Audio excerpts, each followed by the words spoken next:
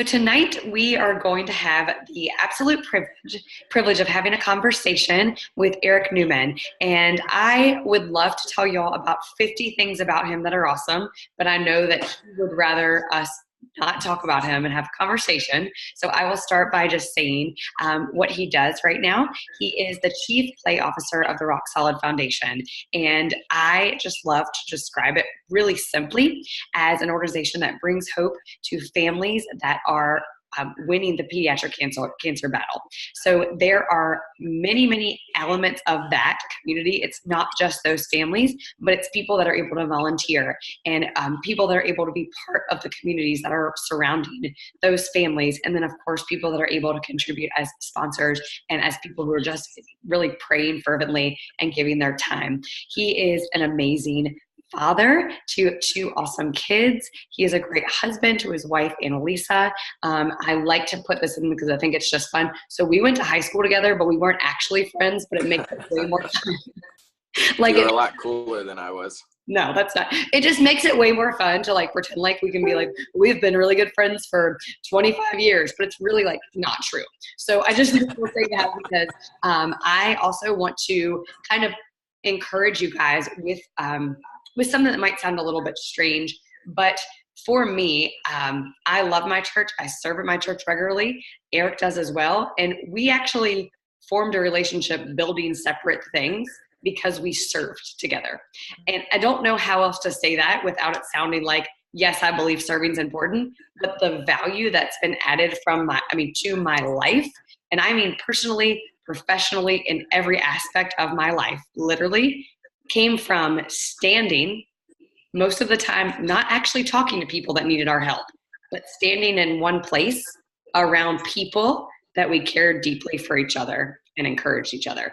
So Eric and I don't even know if that's his story of how he could say that we started helping each other so much and really pouring into me, I would say, but it was from standing somewhere, waiting to serve one person in front of us, and we got to do what?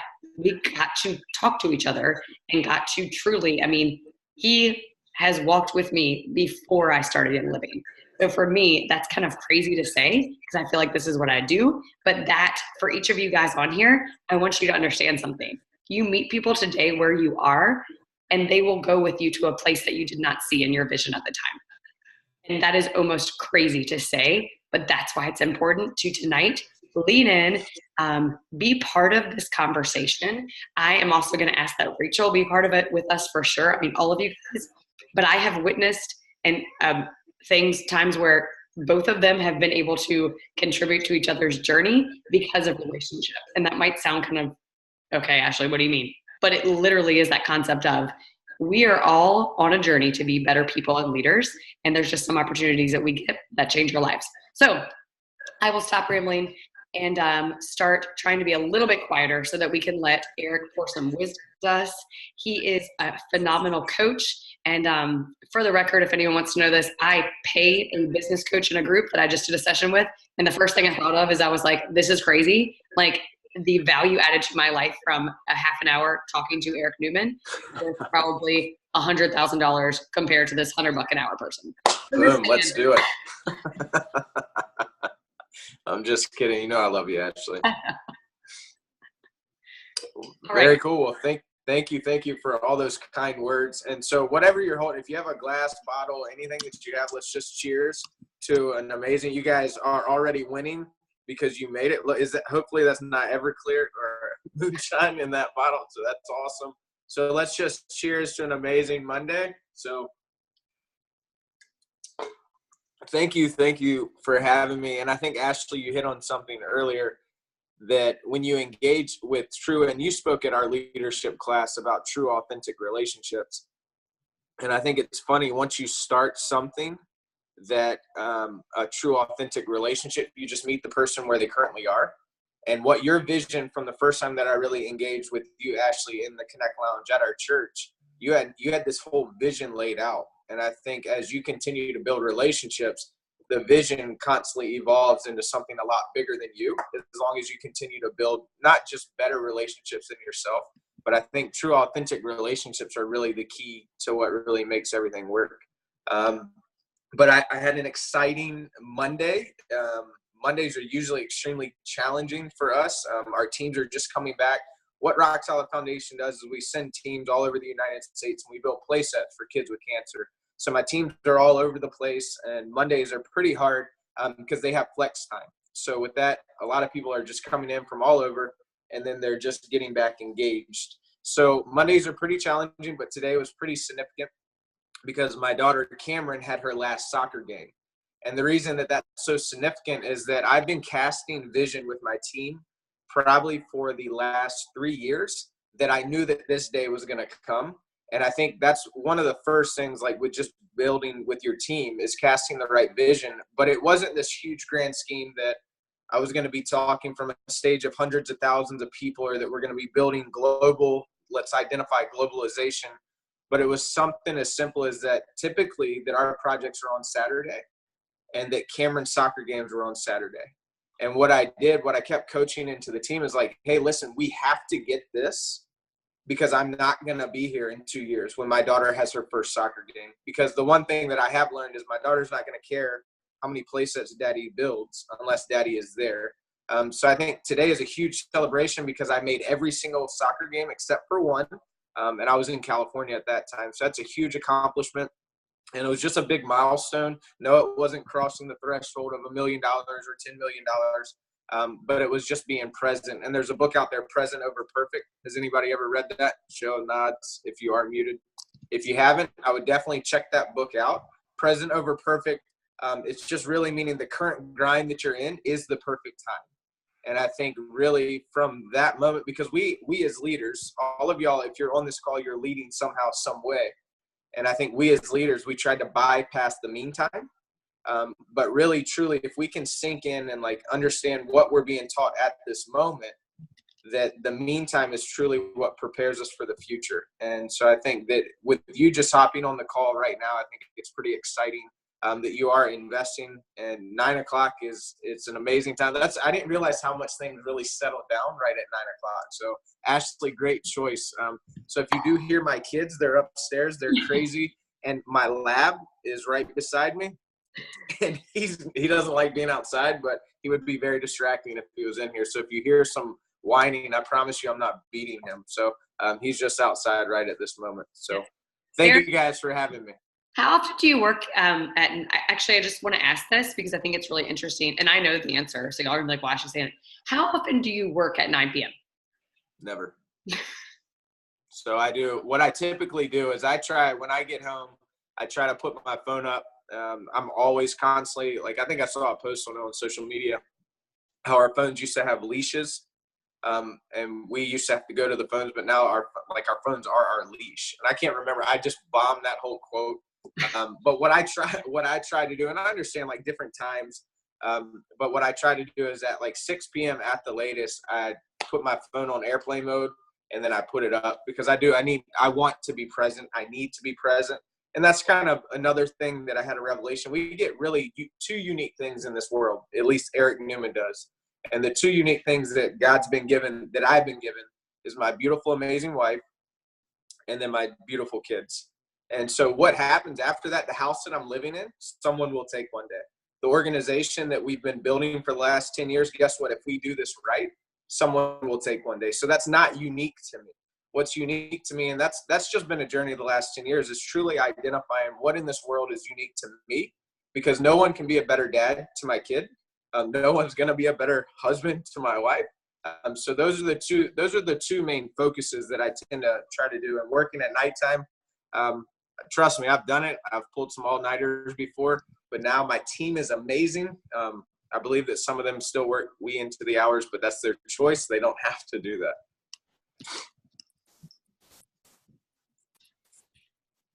All right, so I would love it. I have about 50,000 questions I would love to ask you and you just to teach us about.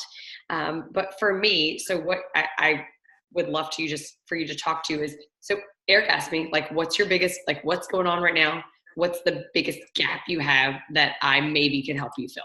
Because he is the most humble person ever. He wasn't like, let me talk to your team and I'll make them all awesome. He was he would never say that. So what I said is, I was like, man, you know, many of us have hundreds maybe some of us 5 people, but some of us have 100 people, 1,000 people, multiple thousands of people. And really the aspect of connection and team building. Like, it might sound like we talk about that all the time, but for you, someone who's built a team in the for-profit corporate world, and then you manage a team in the nonprofit world and lead a team, and then you teach other leaders to lead teams. Just talk to us about that.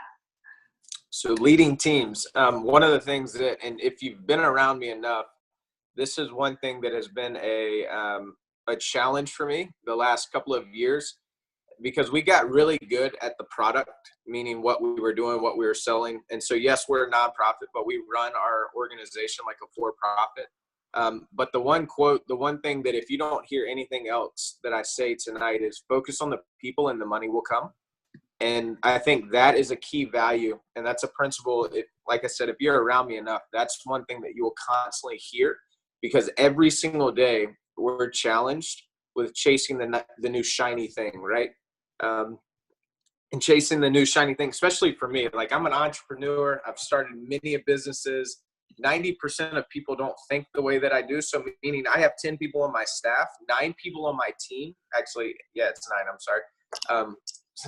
I'm getting Kelly would know all that information.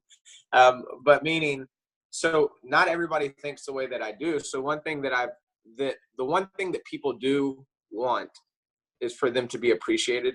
And I think that, believe it or not, has been one of the hardest things. Like, for us, we lead hundreds and thousands of volunteers every single year to accomplish our mission, which is building hope for children fighting cancer, which in reality, we've been able to put teams together to where they do all of this stuff. They come out and they volunteer. And the way that we've been able to build teams, the volunteer currency is gratitude. And so I read that somewhere when we first started. And I think that's the truth for your team as well. Yes, your team sometimes get paid. Yes, there's money involved to it. But the currency for any human being that I have come in contact with the last 10 years is gratitude. And so what does gratitude look like? We just had a singing telegram guy go to our video production company, and he was in a Russell Simmons outfit, and he sung "Thank You." Like, it was one of the most awkward things that I'd ever been a part of. But it was the fact of, like, we were saying thank you, yes, even to the vendors. But I think the one thing for team building is, I would ask you a question, and when was the last time that you thanked your key 3 people? Meaning, thanking can be anything. It could walking into the office, be like, hey, you're a rock star, or, hey, you're amazing. Because your key 3 people that are helping support you, they know the real you. They don't know the Instagram. They know the Instagram, but they know the real you.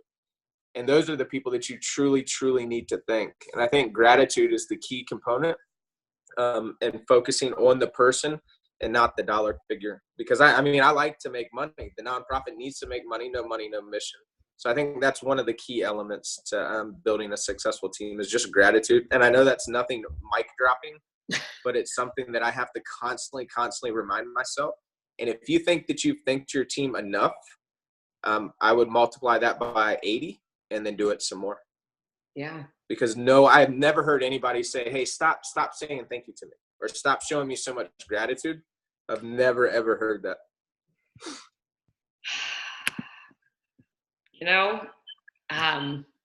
Just to share a couple ideas from Rock Solid that have shown gratitude, and this is interesting.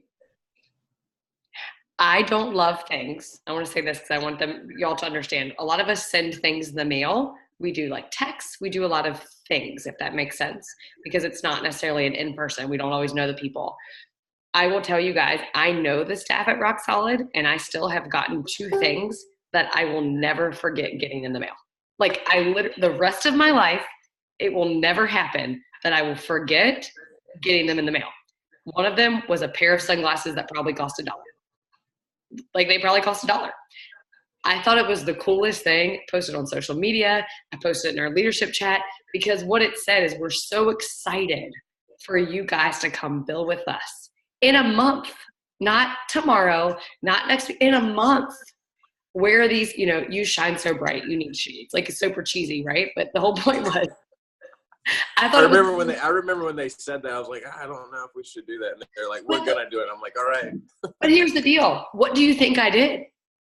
I wore this, I am like wearing the sunglasses. I think they're amazing. I texted Eric. He's like, I didn't know they sent you that. I'm like, of course you knew, right? Of course you knew that they sent me that. You sent me that. Like, it was this whole thing that that sent me, it was almost 2 years ago. That actually sent me on a journey of like, hey, maybe happy mail is important. And I will tell you all, I sent out 8 things last Thursday. 7 of the 8 people, because it was a handwritten note, it was a brand new label on a cute little thing, and it was, wait for it, cut up pieces of paper with recipes. And I just said that because y'all know I'm not very fancy. It was like cut up, like printer paper, printed it and cut it, sent in the mail. 7 out of 8 people said thank you. I send out texts by the hundreds every single week. Guess how many people respond? About 7 to 8. Same ratio.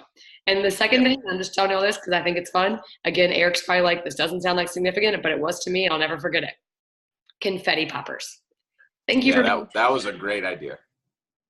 My kids, here's the best part. I'm like slamming their hands in the drawer every time they open them because they're like, we want to do the confetti popper. I'm like, the confetti popper is special. Like, I don't know. I mean, it was so special because for me, just like with your team, it is an honor to be part of anything that I can with, and you could replace it with a different organization, but for me with Rock Solid, it's an honor to be part of it. So any organization that you love and believe in, it's an honor for you to be part of it. You're not necessarily expecting something in return. So like the confetti popper, I was like, they think I deserve confetti. Like, I literally thought it was so cool. So on Mother's Day, 5 months since we've had them, my kids popped the confetti poppers at 6:30 a.m. for me. They knew they came in the mail for our family, and it's a lot to clean up too. It was kind of awful. It was in my office, but I'm just telling y'all this because just that stuff stands out to me, and that's not even like something I thought we'd even be talking about tonight. But it's that little thing of like the labor that someone puts into doing those things. You can't replace that time and that thought, and you also are going to be excited to send something to someone that brings them joy, or a word that you say to them that's unique. That's not just like, great job, but a specific point of encouragement. And Eric, you're really good at that, specific encouragement. And if you don't mind, I would love for you to actually just maybe talk to us about how to do that well, how to not just say like, thank you, but to say a specific, like, here's something I saw, or how you do that and it not be awkward, or you not forget to do it, if that makes sense. So what I think I hear you saying is just the fact of, I think you have to be present with the people. So I'm very good at navigating a room, I guess, if you will. Yeah. And then finally, one of my team members called me out on it. And they're like, hey, listen, when you're standing there talking to me, I feel like you're looking through me or looking on to the next best thing. And so that was probably about 4 years ago. Someone said that to me. And so then, like, what I started deciding is, like, it doesn't matter if I'm able to communicate with 400 people at one time. What I started doing is I tried to have those true, authentic encounters with people. Yeah. And you have to truly listen to the person that you're communicating with. And it's not, I mean, Dale Carnegie, How to Win and Influence People, like remembering their name, all of that stuff. But when it comes to the authentic conversation, and you guys, if y'all have read enough books, it says don't just wait to listen for someone to shut up. But I think it is being present in the relationship side of it, but also giving honest feedback. One thing that I guess I've toned down some. I've never been the one to kind of back down to confrontation, but everything is all on the fact of just being true. Just because we disagree does not mean I dislike you. And so that's what I try to make sure, especially communicating with team and giving positive feedback. Feedback is not a bad thing. Feedback, now it's the way that you give feedback, but I think the way to speak life to truly over someone is just to lean in and to listen. And I use the analogy one time, if it's truly to help someone, and I think, Rachel, I may have said this to you about pig crap. I know that's such a great analogy. If you want to help someone in pig crap, you can't help them on the outside of the fence. Yep. You have to get into the pig crap with them and roll around in some pig crap to have true, authentic relationship. And I think that's where it comes in, from just speaking life over someone, and you get pig crap on you. But that's what a relationship happens. I mean, that's where it happens. Is like, I give it to you, you give it back to me. Rachel, you've spoken life over me many a times. Ashley, you've spoken life many a times. And I hope that I've done that in the same boat.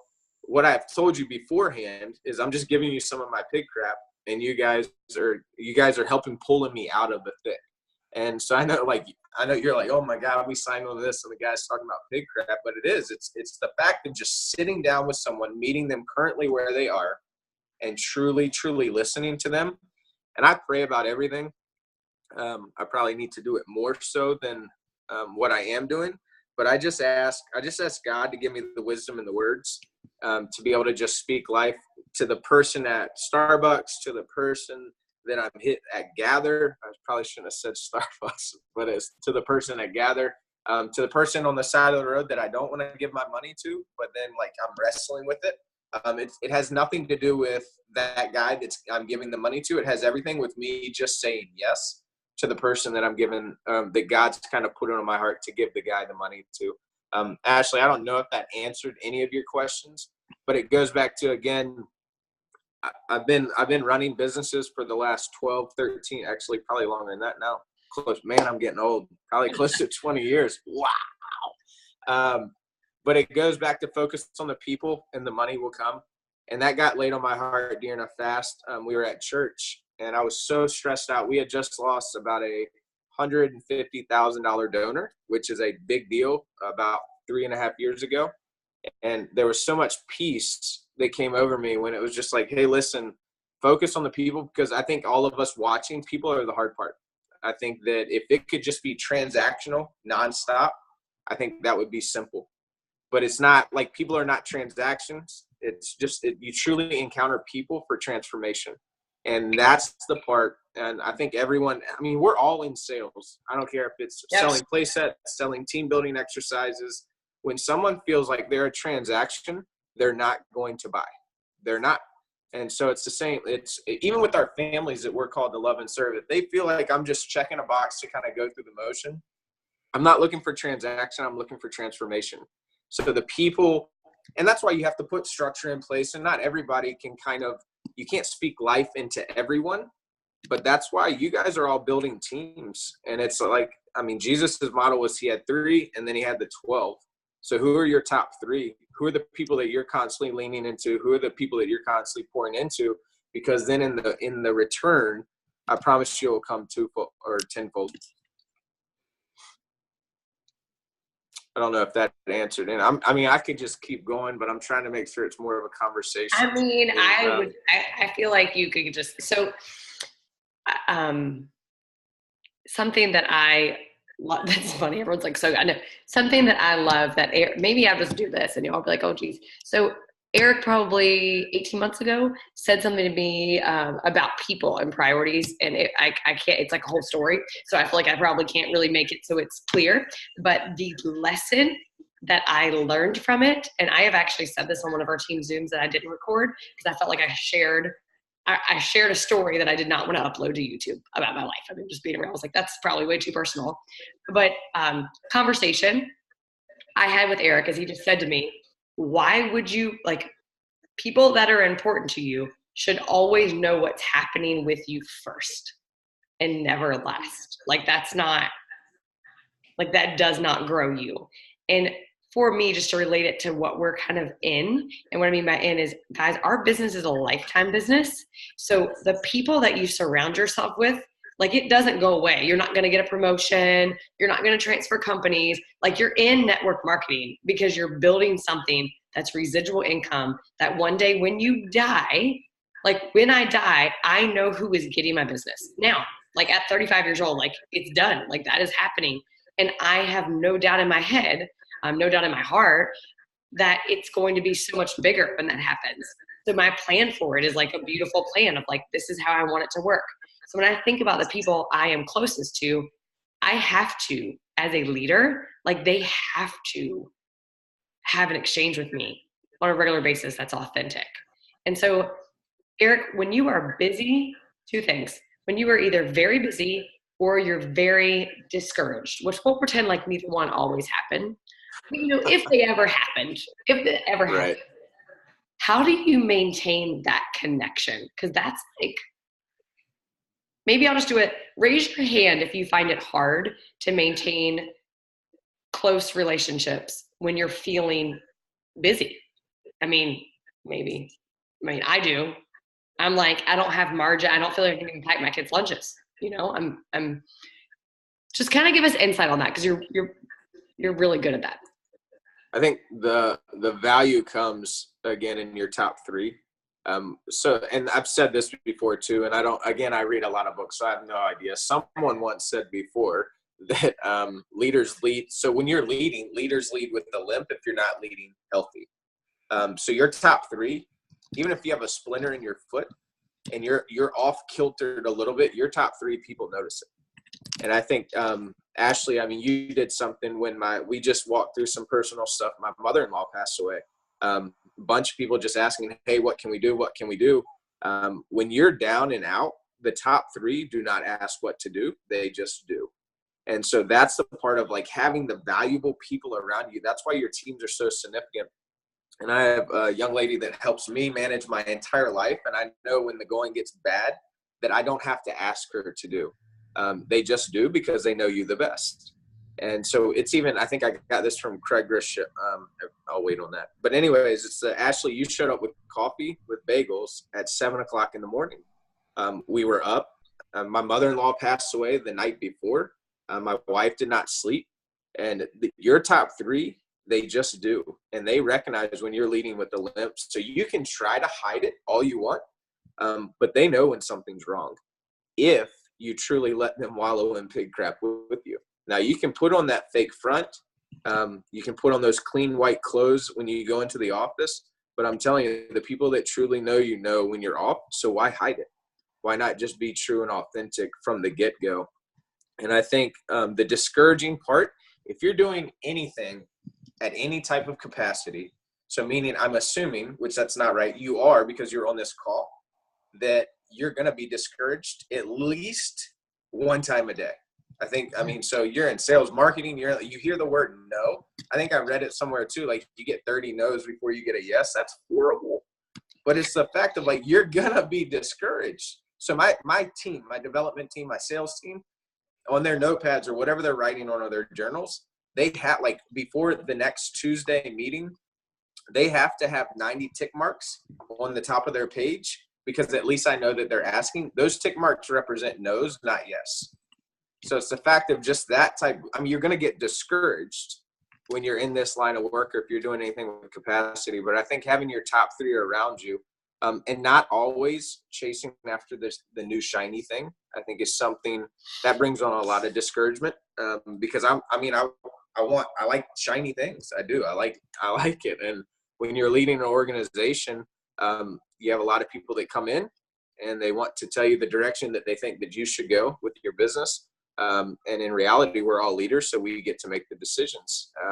But not chasing the shiny thing is one way that I've been able to cut down on some of the discouragement. Is really, so from that, just because you can do something doesn't mean you should.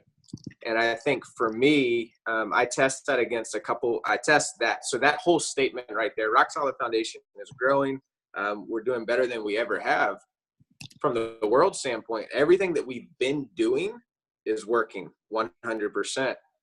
Well, then we've canceled a couple major things. And I think I spoke at your January event, and I told you about the struggles that I went through leading up to canceling the room makeovers for our organization. But just because you can doesn't mean you should. And so with that being said, like I tested against really three things, like how not to chase the shiny thing. I think if you wanted to take a note, and I know that's deep theological stuff. But the way that I do it with three things is I test it against your mission nonstop. So all of y'all are leading something. Y'all have a mission. Y'all have a why. You test your decision-making against your mission. For us, our mission is children fighting cancer. If someone brings something to me, it's this grand idea. And so also understanding me, DISC test. I studied the DISC test. I'm a high D. If you ever pitch anything to me, you do not bring me 12 articles of anything. You bring me a one-page outline and get to me quick. Like, this is what we're going to do. But if anybody pitches anything to me, like, so this call right here, Ashley approached me. I test everything against our mission. Does this help build hope for children fighting cancer? And so with that, the answer is yes, because I get to pour into people that I believe that's how it truly works, is you pour into people before you get anything back. And so I tested against our mission. It does not make it out to the public if it hurts our mission, and it goes against helping kids fighting cancer. I've had the Down Syndrome Society. I've had the Heart Association. I've had all these wonderful, amazing organizations that want us to be able to build play sets for their group. And I have to say no, because just because you can doesn't mean you should. So you always, before you make a decision, you test it against your mission, your why of why you do something. The next one is you test it against your values. Rock Solid Foundation, we started at the beginning of 2018 with 9. We're trying to condense them down to be able to get to 5 values. And it's not that I want to get rid of all the values, but what I've learned as the larger that the team grows, they don't know the values, and it's not any fault of their own, but words do not make power. Words do have power, but meaning if you can bring down your value statements to something that people can constantly remember, then that's how they're going to always test it against it. And the next one is test against return on investment. We're in sales, right? So you always have to test, and you get to decide what your investment is that you're basing everything off of. But what is your return on investment? People trust me and my organization with their hard-earned money, and they make donations to the organization to trust that I'm making the best decisions possible for children fighting pediatric cancer. So every decision, the shiny thing that gets put in front of me, those are the 3 things that I test any major decision off of. And if I can say yes to those 3, then that's when I put a little bit more effort behind it and see if it truly fits with the mission and the vision that I feel like God's laid on my heart. I know that was a lot too, but I think I answered your question, Ashley. It started as discouragement, but I mean, you gotta learn. I'm preaching. I'm talking to you all. This is something I struggle with daily. You have to learn what discourages you, and you have to eliminate it as soon as possible. So meaning like social media, if you find yourself, you're getting on social media and it's hurting you a little bit, like it's starting to like bring you down, just give it a little break for a little bit. And if it's this certain person that you're doing business with, guess what? You were doing business before them. You'll be doing business with after them if you're truly sold out to the mission. And I think that eliminating the discouraging people and the discouraging things in your life, we can do that right now. I'm not saying it's going to be easy, but it is always worth it. And so I think you got to get the discouragement. And that's big. That's very popular right now. Leaders are very good at telling what's going on the outside, but the mindset of a leader, I think you're going to see a lot more books written on it. You're going to see a lot of things because this is the part that's dangerous, because you can't see what's going on the inside. How do you keep that healthy? Man, I run.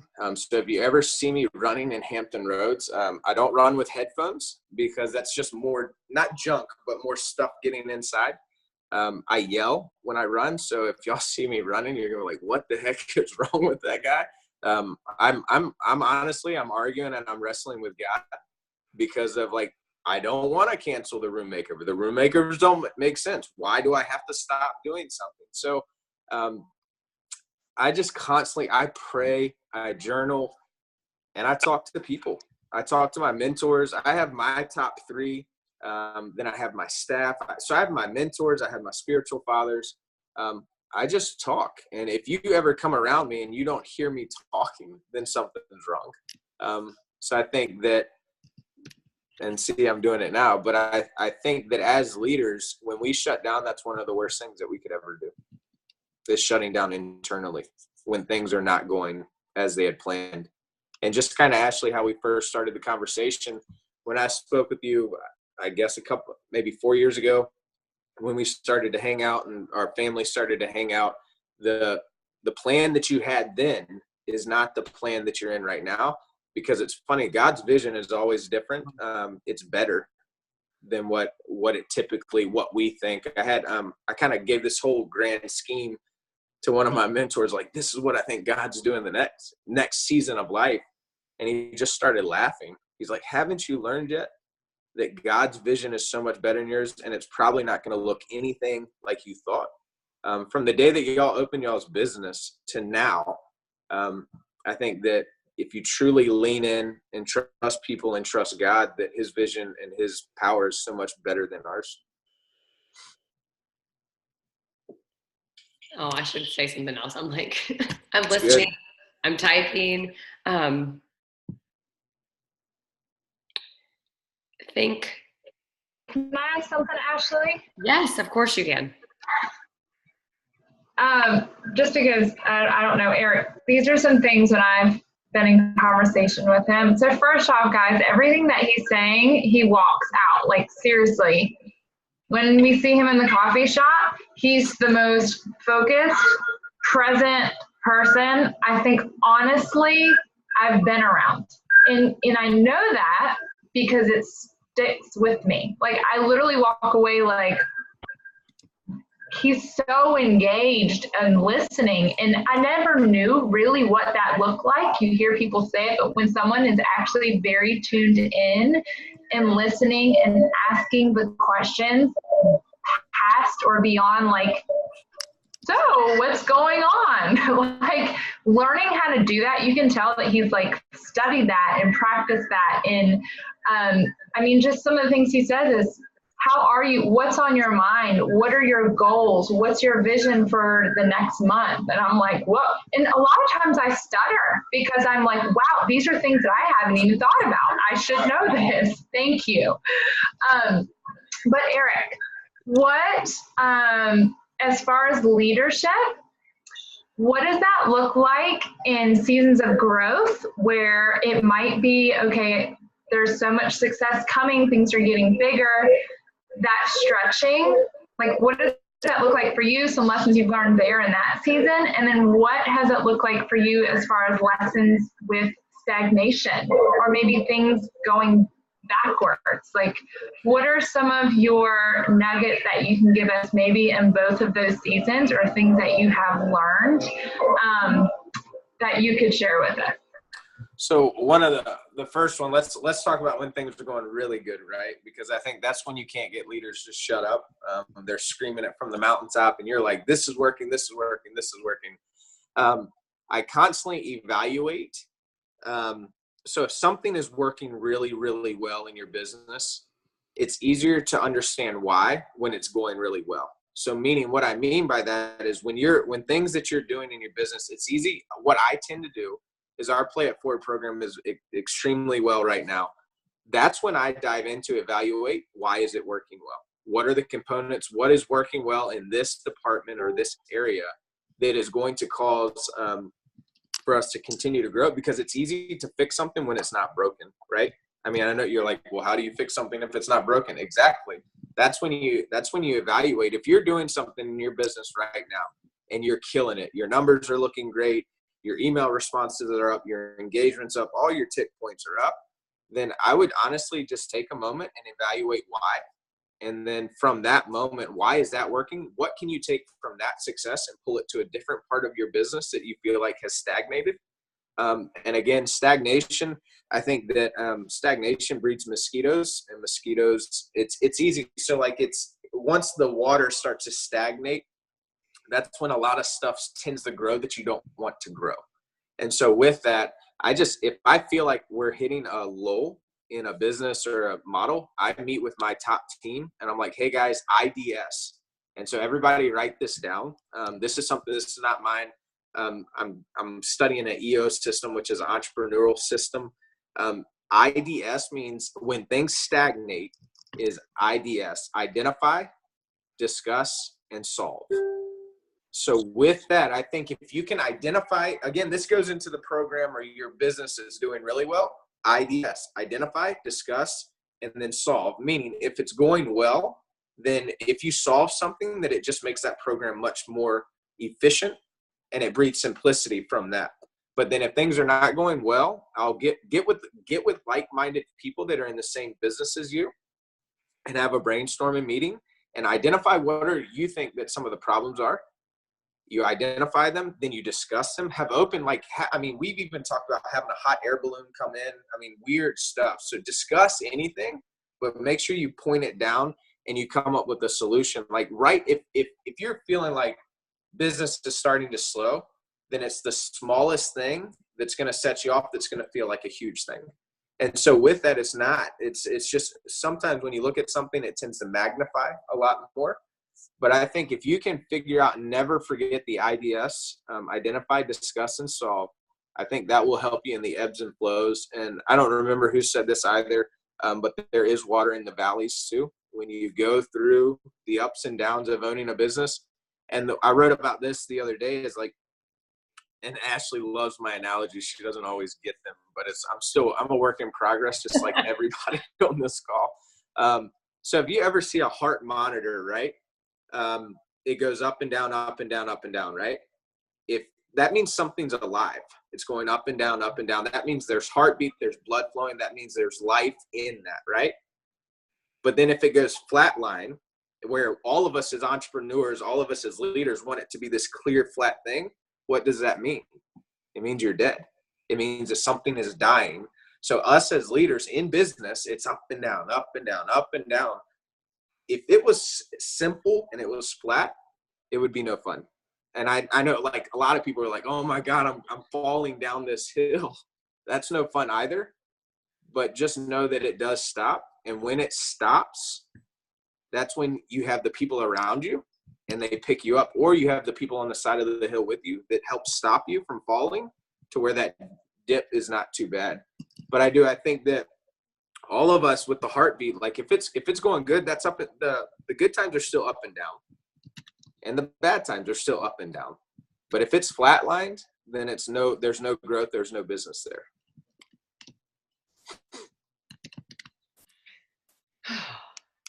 Did that make sense? Hopefully that makes sense. Everybody. Yeah. We're all that was not planned, y'all, and he just pulled like. Not at all. I actually want to say this. The reason that the best things I've ever learned, not just from Eric, but from anyone that I'm like in a position, a posture of being, it's not being a student, a posture of just growth, having a growth mindset, coming into something with big expectations. I have always encountered that the person sharing is not reading. They are prepared because they prepare for life. And I don't know how to say this another way, like literally they prepare to be someone who brings wisdom, who speaks life, and who speaks just so much inspiration into people, because they see not just people as they are, but as they could be and as they have potential to be. And that's something that for all of us, like that quality and characteristic, I want to tell you this. Eric has prepared for this, even though he's not like reading notes and being like, now I'm going to go to point 4. He's prepared for this probably longer than any of us have known about it. Prayed about it, thought about it, written about it, talked about it, and come on here and like, I'm ready, let's do this. Because here's the thing, guys, we all have to be ready for peaks and valleys. And I don't like it. I am like somebody who I'm like, I actually enjoy crowds of people. And I do, like, I'm super extroverted. I'm like, let's party, like, let's celebrate. But I don't remember the celebration. I actually remember the people. And for me, I must be reckless, because it's usually the people who stop me from falling. Like, I don't usually get to experience the water in the valley, because I'm like somebody who spends a lot of time on the peak, and then like the valley's probably like the mountains going down, and I'm like not realizing I'm sliding down it. And then someone's like, I got you. So I want you to think about how that works in your life, because we're all different. Because I actually have a lot of people that I talk to that like the mountaintop was yesterday, but like they're already in the valley today. Like they're in the valley. Like they didn't even travel down it. They basically like, they were like skydiving off of it, landing in the bottom. I don't even think that's a question, but Eric, I think just because you are at a place where you are able to stay positive, and I don't want to say this in a cliche way, but Like you can you can feed yourself, like you can take care of yourself, and that you're not always relying on it being like, today is it good or bad? Well, it's raining, so it sucks. Like you actually are able to have the growth enough to say that today is going to be good because you maintain that mindset. I'm saying a whole bunch without asking a question, but just kind of speak to that, because we all work with people who are at different levels, and all of us are trying to help people who are here. They're like, just to be real and relate to Young Living, they're like here. They're like, I want to use thieves because I don't want my kids to be sick. We're keeping them here. Like they're here. So like the next day, they might be down here because their kids missed school and now their kid is sick. Or they wanted to help people get healthy and give them the opportunity to get a kit, but they had one class. And at their one class, 0 people showed up. So I'm over here like, I've had 29 classes where no one showed up, but they're still like, but for me, I'm down here. So just kind of how do you lead people? So I pray for, and this is something that's funny. Like, so we just had an event. It was a sold out event, and I'm still worried about people not showing up. Yes. I think at our last event, we had 700 people. The ticket sold out within 3 days, or not even 3 days. It was within hours. And so finally, like, I think that fear is not a bad thing. I know fear gets a bad rap, but fear, if you can just step right on the other side of fear, of someone not showing up to your party. And when that one person does, that's where the power is. And I constantly think about Billy Graham. He was this evangelistic guy. Like, I mean, he was popular before the internet was even around. Like, imagine if he had Facebook and Instagram and social media. Billy Graham gets all the credit. I mean, so meaning like, now he gave God all the credit, but the way that I want you to think about, there is power in one. So even if you have that one class and no one shows up, then you have another one, no one shows up, you still showed up. So there's power there. There's power in the one person constantly showing up. And I constantly think about Billy Graham's Sunday school teacher. Constantly think about her. She was pouring in and giving and giving and giving, but she was one person that affected thousands, the hundreds of thousands, to even millions. So where Billy Graham's been dead for a couple of years, this huge ministry, but still, it's the numbers, right? So everyone wants to have a sellout event. No one that I've ever met that hosts an event that doesn't want people to show up, because if you didn't want people to show up, you can go broke sitting at home. So you would just stay at home and not doing anything. But what I kind of landed on is that I've heard it said one time before, and what I do when I start getting in that area is the fear starts creeping in. I just ask God to change my heart, not my circumstances. Because if you change your heart, then that one person that shows up, it's winning. You're winning. If Rock Solid Foundation does not help another family after tomorrow, they find a cure for cancer, right? Which that will be the best day of my life because I'll be out of business. We've already won. Tomorrow, when our team sets out and we build that one play set, I will leverage every single dollar figure that we have for that one family. And so that was a positioning, like, to change my heart, not my circumstances. And so if you throw an event and 0 people show up, just ask God to change your heart behind that. Because I promise you, if you keep showing up, someone will show up. And then someone after that will show up. Then someone after that will show up. And so we want the outcome. But if you're truly leading something that is bigger than you, and Ashley, you spoke about it. So like if something were to happen to you today, you know who your business would go to. Yeah. If you're truly leading at any type of capacity that is outside of yourself, this is not the Eric Newman show at Rock Solid Foundation. You have to dig very hard to get my photo, because there's a reason behind that, is because this is so much bigger than me. And I think with the fact of if you're leading at any type of capacity and you want it to be bigger than you, the crazy part is you have to focus on one person at a time. That's the only way you're going to do it. And so I'm just hoping and praying right now with some of the new initiatives that we have, that we're going to be able to help one family. That one family is going to be able to keep their marriage together. And then that family, that child's going to grow up in a non-split home. He's going to go to college, or she's going to go to college.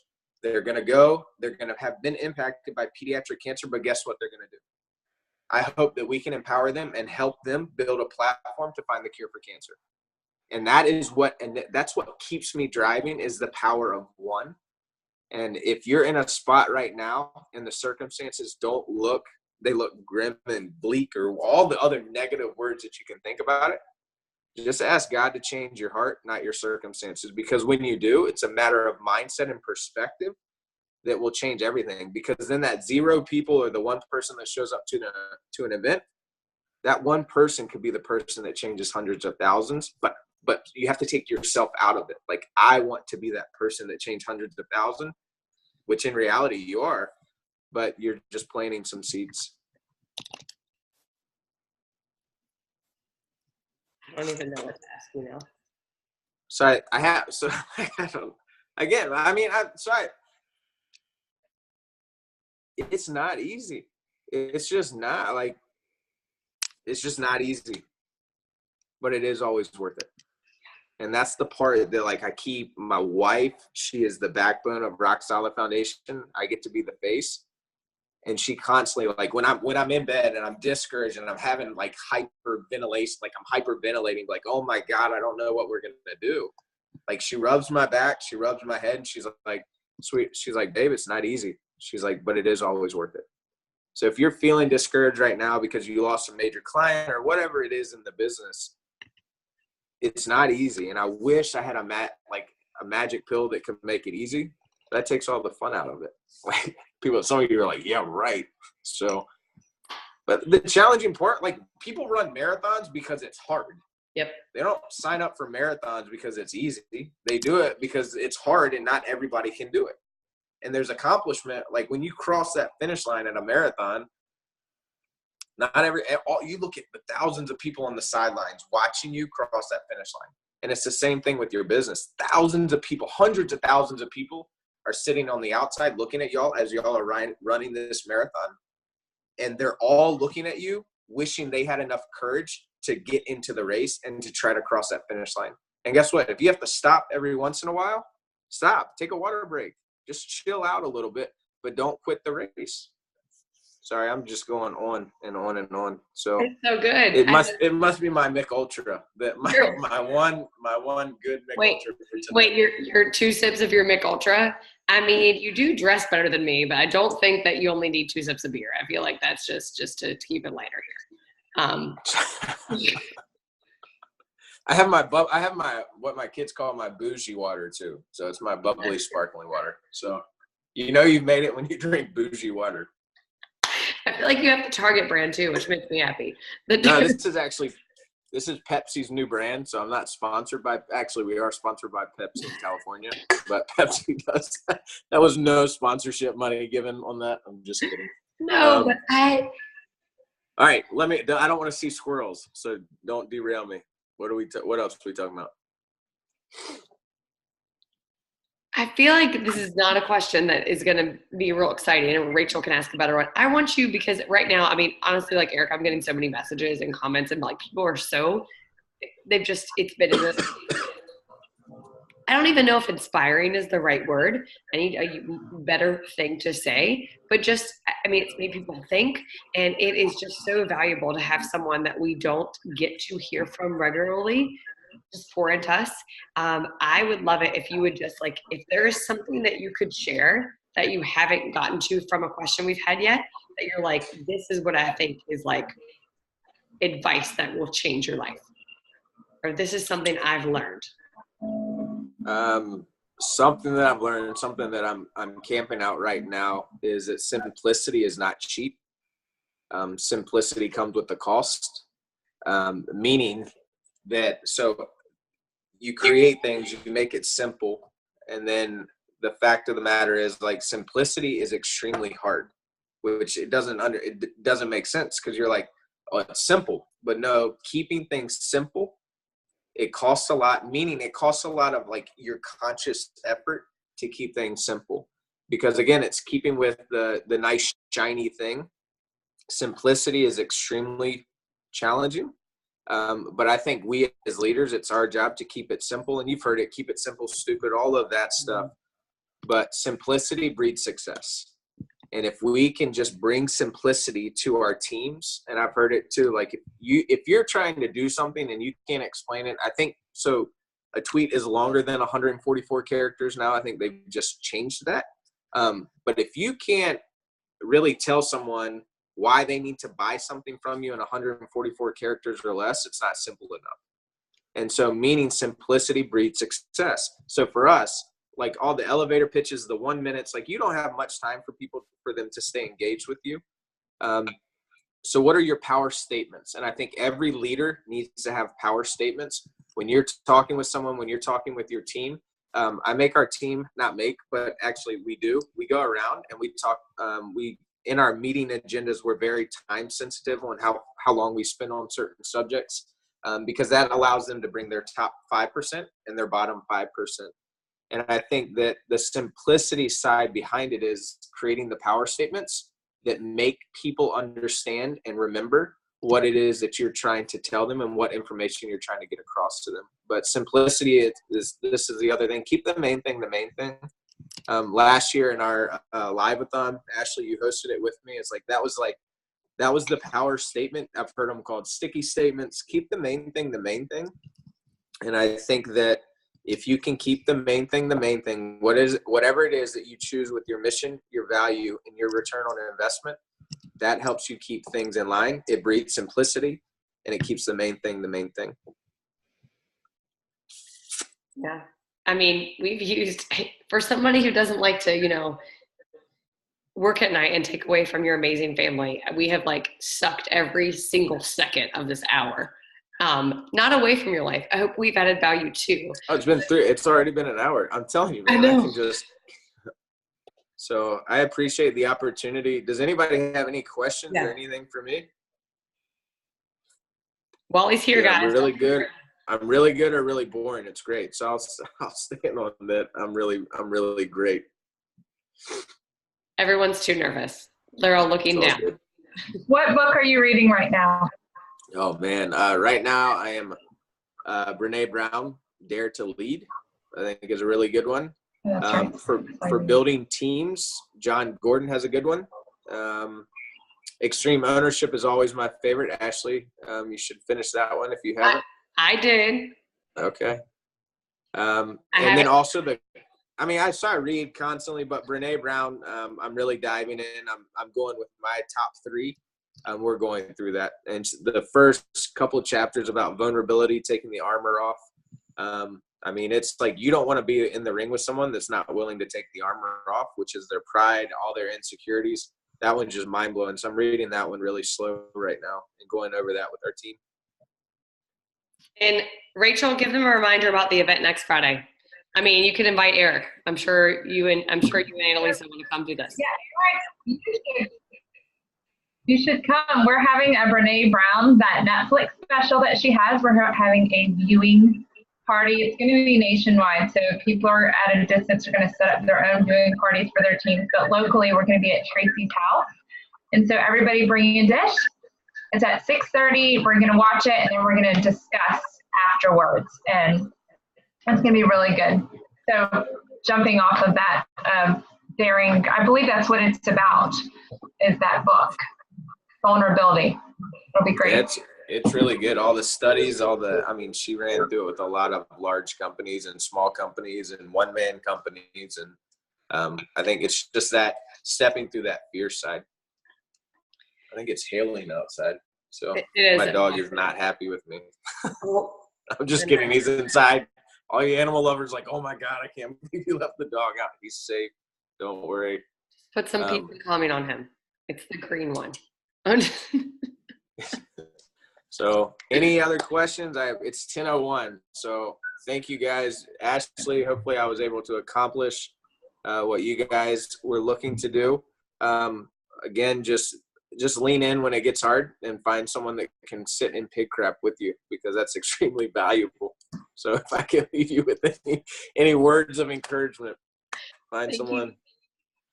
Thank you so much. This has been, it's just been a night where I think all of us just feel encouraged, but also feel like we can go back and listen to it. And I love people said they took 2 pages of notes, 4 pages of notes, so many comments on here. So we appreciate you, Eric, so much.